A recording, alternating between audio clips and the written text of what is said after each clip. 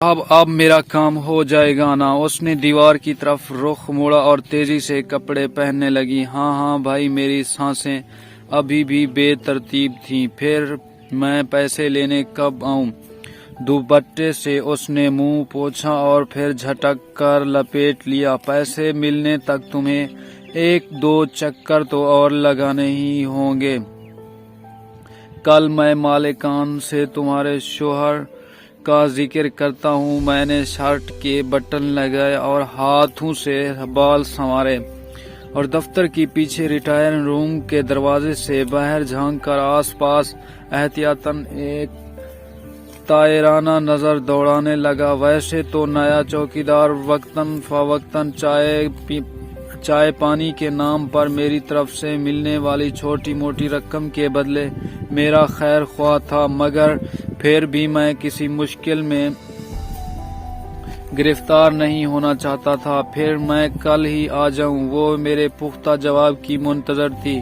کل نہیں، میں روز اس طرح یہاں آنے کا رزق نہیں لے سکتا تھا، اس لیے بس آہ بھر کر رہ گیا۔ ہائے، غریبوں کو بھی کیسے کیسے لال مل جاتے ہیں۔ میں نے نظروں سے اس کے جسم کے بیچ و خم کو تولتے ہوئے سوچا، ارے سنو، تم نے شلوار الٹی پہنی ہے۔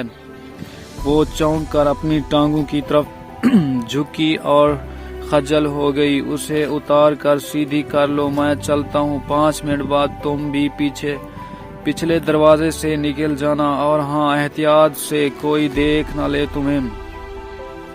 زیمل خان 4 سال سے ہماری فیکٹری میں رات کا چوکیدار تھا۔ 3 ہفتے پہلے فیکٹری میں داخل ہونے والے ڈاکوؤں کے ساتھ مزاحمت میں ٹانگ پر گولی کھا کر گھر میں لاچار پڑا ہوا تھا۔ مالکان اس کے علاج کے لیے 50,000 دینے کا اعلان کر کے بھول گئے تھے، سو اس کی بیوی اس سلسلے میں بار بار چکر لگا رہی تھی۔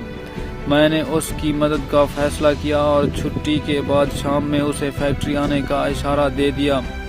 عمر اپارٹمنٹ کی سیڑھیاں چڑھتے ہوئے مجھے عقب سے اپنی بیوی کی آواز سنائی دی۔ اس کے اور میرے گھر لوٹنے کا وقت تقریباً ایک ہی تھا، اور کبھی کبھار تو ہم اس طرح اکٹھے گھر میں داخل ہوتے تھے۔ وہ ایک چھوٹی بینک میں کلرک تھی۔ ایک خوشخبری قدرے فربہی میل وجود کو سنبھالتے وہ تیزی سے اوپر آ رہی تھی۔ تیگوشی سے اس کے باچھیں کھل رہی تھی۔ مینیجر صاحب میرے کام سے بہت خوش ہیں، اور آج انہوں نے میرے پروموشن کی بات کی ہے۔ دروازے کے سامنے روک کر اس نے ہینڈ بیگ ٹٹولا اور چابی نکال لی۔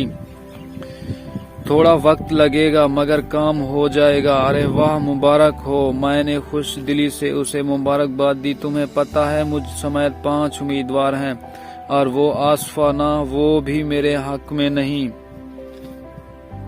مگر مینیجر صاحب میرے کام سے بہت خوش ہیں۔ کیوں نہ ہو، میں اتنی محنت جو کرتی ہوں۔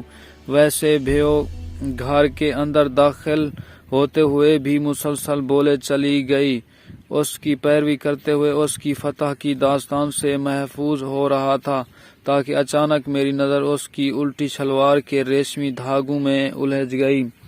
دوستو، یہ اس کہانی سے ہمیں پتہ چلتا ہے کہ یہ دنیا ایک مکافات عمل ہے، اور ہمیں اس دنیا میں ہمیشہ نیک عمل ہی کرنے چاہیے۔